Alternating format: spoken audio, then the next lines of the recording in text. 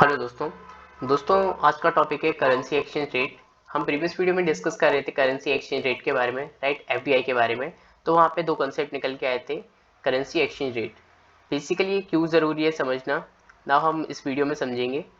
अगर देखो जैसे हम जानते थे बार्टर सिस्टम के बारे में, बार्टर सिस्टम सभी को मालूम है। तो उसमें क्या हुआ करता था कि हम कुछ चीज़ें चेंज करते थे, ओके, उसके एक्सचेंज में हम कुछ चीज़ें एक तरीके से एक्सचेंज करते थे, लाइक बीन्स वगैरह हुआ करता था, ठीक है। तो अगर हम देखें रुपए रुपए एंड यूएसडी के कंपैरिजन में देखें तो करेंसी एक्सचेंज रेट क्या होता है। बेसिकली अगर हम देखें value of domestic currency in the terms of foreign currency that means कि जो फॉरेन में जो करेंसी चल रही है उसके कंपैरिजन में अपना जो डोमेस्टिक करेंसी दैट इज़ रुपए, ओके, उसकी वैल्यू क्या है। पहले क्या हुआ करता था इनफाइनाइट पीरियड से 1945 तक ना, आप समझ सकते हैं कि वेल्थ वेल्थ का बहुत ज़रूरी हुआ करता था कि जिसके पास जितना ज़्यादा लैंड होगा वही प्रॉस्पेरिटी ज़्यादा रहेगी, ठीक है। पहले लैंड का कंसेप्ट हुआ करता था, उसमें बोलते थे कि प्रॉस्पेरिटी ज़्यादा होगी। फिर 1944 में जब ब्रिटेन वुड्स कॉन्फ्रेंस हुई, तब उसमें जो अपना WTO, IMF, world bank, okay, organization आए। तो वहाँ पे क्या हुआ कि एक फिक्स्ड करेंसी आई that is USD, okay, dollar. तो वहाँ पे उन्होंने बोला कि डॉलर के कंपैरिजन में सारी चीज़ें होगी, ओके। डॉलर के कंपैरिजन में क्यों होगा, देखो डॉलर के कंपैरिजन में इसलिए होगा, उन्होंने इसलिए बोला क्योंकि उस टाइम पे आपने जैसे देखा होगा कि अपना middle east, okay, middle east में वॉर छिड़ा हुआ था, सेकेंड वर्ल्ड वॉर का पीरियड था, ओके। और पूरा जो बेसिकली हमारा जो वर्ल्ड में सबसे ज़्यादा पावरफुल मिडल ईस्ट ही हुआ करता था, ओके। अब उसमें वॉर छिड़ा हुआ था, और इसके साथ साथ जो नई मतलब जो प्रोविंस थे, ओके। तो बेसिकली जो वॉर वगैरह हारे हुए थे तो उनका तो कुछ कह ही नहीं सकते थे, है ना, कोई वो क्वेश्चन उठा नहीं सकते थे डॉलर के ऊपर। और जो क्वेश्चन उठाने लायक भी थे तो वो अमेरिका के जो कर्ज था, डेब्ट था, उसमें दबे हुए थे, ठीक है। और उस टाइम बाइपोलैरिटी थी। तो अमेरिका तो कैपिटलिज्म में बिलीव रखता था, पर एज सच यूएसएसआर कभी इसमें नहीं आया, ओके, कैपिटलिज्म में, ओके। इस वजह से तो यहाँ पे डॉलर का थोड़ा कंसेप्ट निकल के आया कि डॉलर का थोड़ा डोमिनेंस होने लग गया था। फिर उसके बाद आया exchange rate regime. Exchange rate regime क्या होता है उसको देखते हैं। 1870 से लेकर 1944 तक गोल्ड स्टैंडर्ड चलता था। गोल्ड स्टैंडर्ड मीन्स कि जैसे एक USA dollar, okay, 1 USA dollar होगा 14 ग्राम्स के इक्वल, ठीक है। और इंग्लैंड में जो हमारा जो ग्रेट ब्रिटिश पाउंड था ना, तो उसमें उन्होंने क्या बोला कि हमारा जो 1 जीबीपी होगा ना, 73 ग्राम होगा, okay, is equal to 73 gram gold. तो यहाँ पे इस तरीके से थोड़ा एक्सचेंज किया, डेट इज़ जो हमारा अगर हम देखें यूएसए और इंग्लैंड को अगर आसपास में अपना मतलब कोई ट्रेड वगैरह करना हो, तो उनका जो ट्रेड का जो बेसिकली क्या होगा medium that is dollar and one one GBP, okay. तो अब क्या होगा कि हमने कोई एक्सचेंज चीज किया, ठीक है, और हमें या फिर यूएसए को 1 जीबीपी चाहिए, तो उसको क्या देना पड़ेगा, अप्रॉक्स $5 देना पड़ेगा, ठीक है। तो बेसिकली अगर ये समझ में नहीं आ रहा है तो कोई बात नहीं है, देखो मैं आपको एग्जांपल देता हूँ। हमारे यहाँ पे 1 ग्राम गोल्ड कितने का है। 1 ग्राम आप मान लीजिए 1000 रुपीज़ का है, ओके, ये हम मान के चलते हैं। और यही 1 ग्राम गोल्ड ना क्या होगा, अपना यूएसए में कितने का है, यूएसए में $100 का, ओके। तो यहाँ पे क्या होगा कि 1 dollar is equal to 10 rupees हो जाएगा, ओके। तो ये हमारा हो गया एक्सचेंज मीडियम।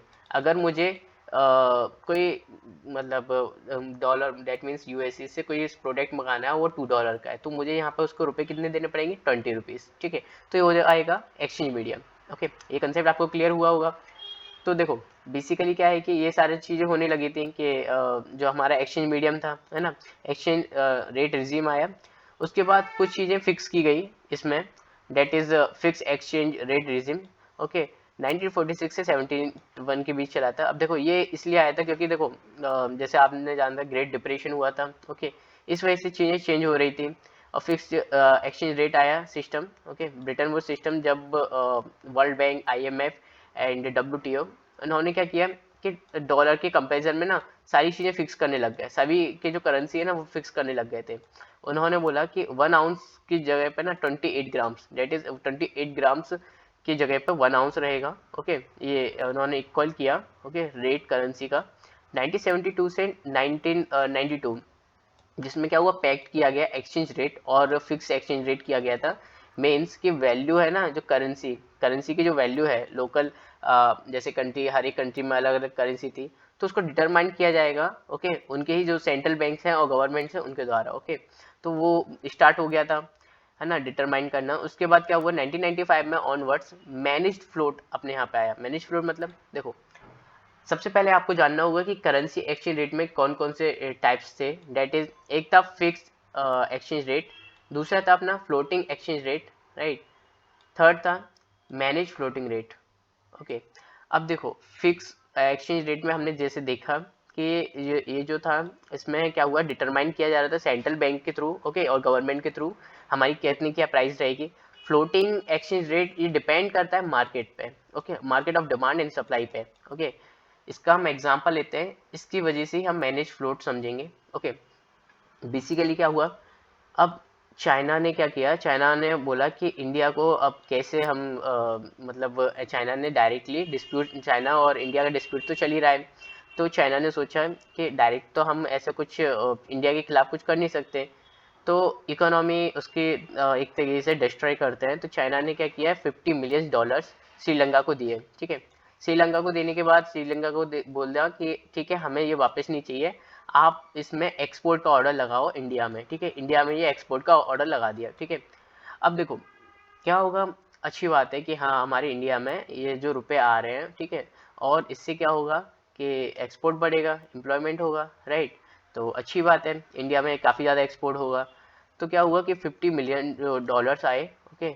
तो ये इसमें आएंगे क्योंकि ये गुड्स का है, गुड्स गुड्स हमने देखा था कि अगर गुड्स की कोई भी एक्सपोर्ट इंपोर्ट होता है तो वो किस में जाता है, हमारे करेंट अकाउंट में, राइट, करेंट अकाउंट में जाएगा। तो करेंट अकाउंट में क्या होगा कि जो जो पैसा है वो हमारे इंडिया में डॉलर में तो आएगा नहीं, डॉलर को रुपए में कन्वर्ट करना पड़ेगा, राइट। तो अगर हमारे यहाँ पे अगर $50 मिलियन अगर इंडियन रुपीस में कन्वर्ट होंगे तो वो किस में जाएंगे, मार्केट में, मार्केट में जाएंगे। तो अगर इनफ्लो ज़्यादा हो जाता है तो क्या होता है, इन्फ्लेशन, राइट। तो इन्फ्लेशन होगा। अब इन्फ्लेशन होगा तो हमारे यहाँ पे क्या होगा, इकोनॉमी तो डिस्ट्रॉय होने वाली है, ओके। तो इसी वजह से ना कि ये सारी चीज़ें मेंटेन रहे, तो यहाँ पे कंसेप्ट आता है मैनेज्ड फ्लोट का।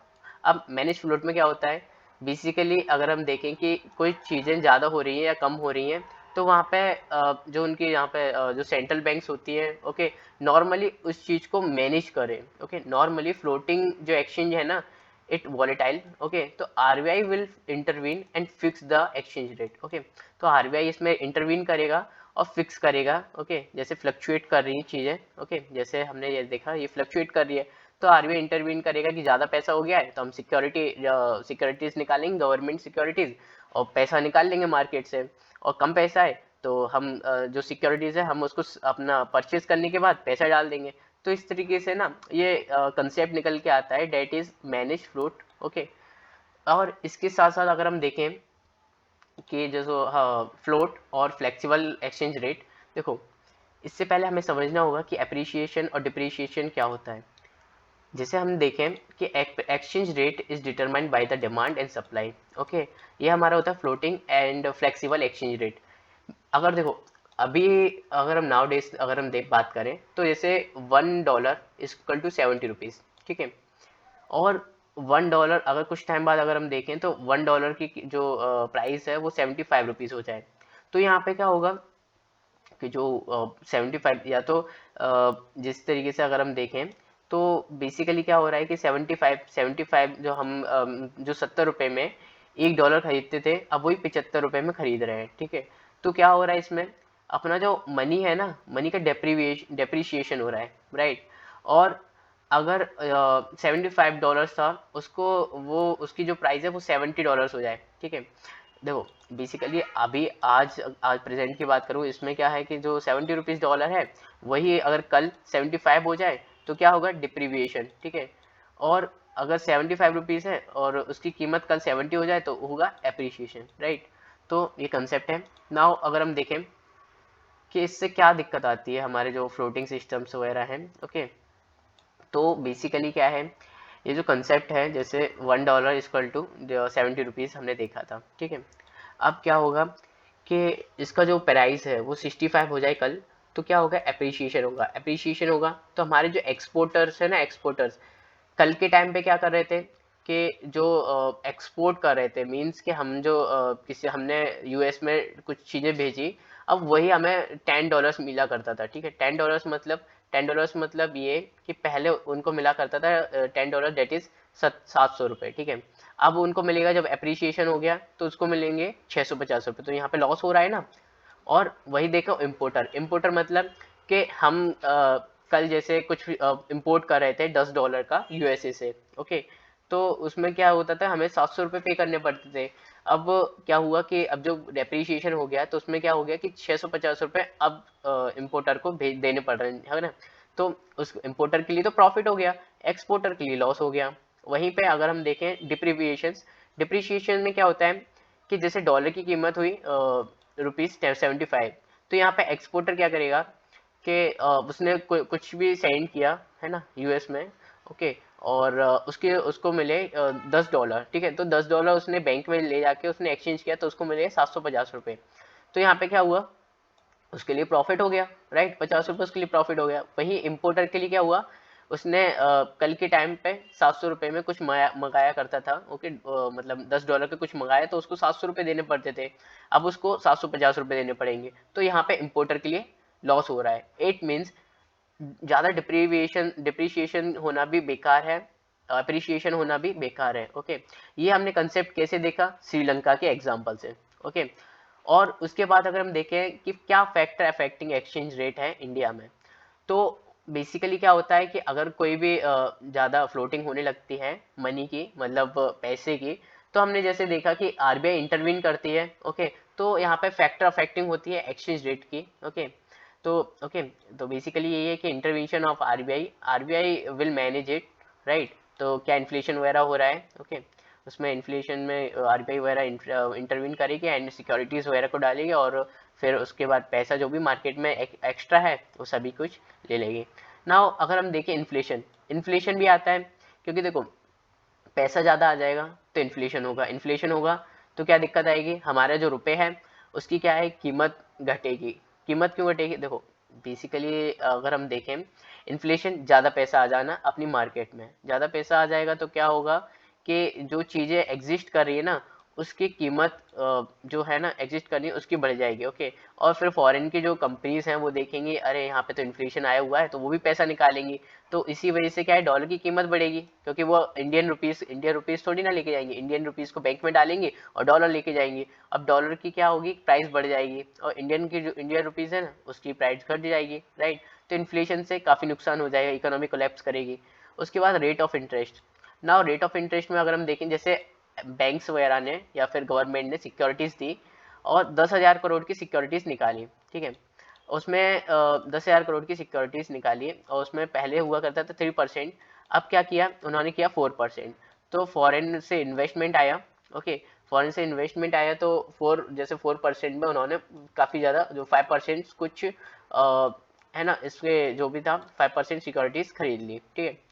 तो क्या हुआ, अब अगर जैसे इन्होंने क्या किया, जैसे हम अभी तो खैर अच्छी खासी चल रही है कि हाँ हमारे पास काफ़ी ज़्यादा पैसा है, पर एक टाइम बाद अगर कुछ इनमें लगा कि हाँ इन्होंने इकट्ठा जाके एकदम कलेक्टिवली इन्होंने पैसे को एकदम से उन्होंने विड्रॉ किया, तो क्या होगा, तो बेसिकली क्या होगा कि रुपए की कीमत कम होगी, क्योंकि वो बैंक में जाएंगे, वो बोलेंगे कि ये लो रुपए अपने और हमें हमारा डॉलर दे दो, डॉलर दे दो, तो इसका मतलब कि हमारे यहाँ से पैसे जाएंगे और रुपए ज़्यादा हो जाएगा हमारी मार्केट में, मतलब इन द सेंस हमारे पास रुपए ज़्यादा हो जाएगा, कैपिटल, डेट मीन्स यूएसडी जो डॉलर है वो निकलेगा। तो इसके रुपए की कम, डॉलर के कंपेरिजन में हमारे रुपए की कीमत है वो कम होगी, ओके। तो क्या होगा, बेसिकली हमारी जो मार्केट है उसमें जो इन्फ्लेशन, फिर यही कंसेप्ट आ जाएगा कि इन्फ्लेशन बढ़ने लगेगा, ओके। उसके बाद एक्सपोर्ट और इंपोर्ट वाला हमने अभी जस्ट एग्जांपल देखा चाइना से जो रिलेटेड, ओके। तो इसमें देखा कि एक्सपोर्ट और इंपोर्ट एक कंट्रोल लेवल में होना ज़रूरी है, नहीं तो उसके कारण भी हमारा यहाँ पे इन्फ्लेशन आ सकता है, ओके। नाउ देखो, एक्सपोर्ट और इंपोर्ट अगर हम देखें कि जैसे एक्सपोर्ट अगर हमारे यहाँ पे ज़्यादा हो रहा है, ठीक है, एक्सपोर्ट राइजिंग कर रहा है, तो क्या होगा कि रुपए की कीमत, जो रुपए की प्राइस है ना वो बढ़ेगी, ओके, और डॉलर कम होगा, ठीक है। और एक्सपोर्ट अगर फॉल कर रहा है तो क्या होगा कि रुपए की कीमत कम होगी और डॉलर की कीमत ज़्यादा होगी, क्योंकि देखो हमने क्या किया, एक्सपोर्ट हम ज़्यादा कर रहे हैं तो है ना, हमारे सभी लोगों को रुपए चाहिए होंगे, ठीक है, क्योंकि उनको सामान लेना है तो उनको मतलब हम लोग तो रुपए में लेंगे ना फिर, तो अगर हम ज़्यादा चीज़ें एक्सपोर्ट कर रहे हैं, ठीक है, तो क्या होगा कि उनको रुपए की नीड रहेगी, रुपए की नीड रहेगी तो वो जाएंगे सेंट्रल बैंक्स के पास, जैसे लाइक IMF वगैरह इनके पास। तो क्या होगा कि वो उनको वो रुपए मांगेंगे, तो उनको एट द टाइम जैसे 10 रुपए मिल जाया करता था तो उसकी भी कीमत बढ़ जाएगी, 10 रुपए की कीमत वो उसमें 11 रुपए देंगे। ओके, मैं एग्जांपल बता रहा हूँ आपको। तो क्या होगा कि रुपए की जो एक तरीके से जो पावर है वो बढ़ेगी। इंपोर्ट ज़्यादा करेंगे, इंपोर्ट करेंगे तो रुपए की कीमत घटेगी। आज हमें जैसे कोई 10 रुपए में या फिर जो $10 मतलब 700 रुपए में कुछ चीज़ें मिल रही है, उसी की प्राइस 750 हो जाएगी, क्योंकि डॉलर की कीमत बढ़ती जा रही है, डॉलर की जो वैल्यू वो बढ़ रही है, राइट। और अगर इंपोर्ट फॉल कर रहा है तो रुपए की कीमत बढ़ेगी और डॉलर की कीमत घटेगी, ठीक है। तो ये कंसेप्ट है, इसको बार बार देखिएगा, क्योंकि ये जो कंसेप्ट है काफ़ी थोड़ा सा लॉजिकल है। ओके, और एक बार समझ गए तो ये काफ़ी ज़्यादा बेनिफिशियल है। मिलते हैं गाइस अपनी नेक्स्ट वीडियो में। Thank you so much.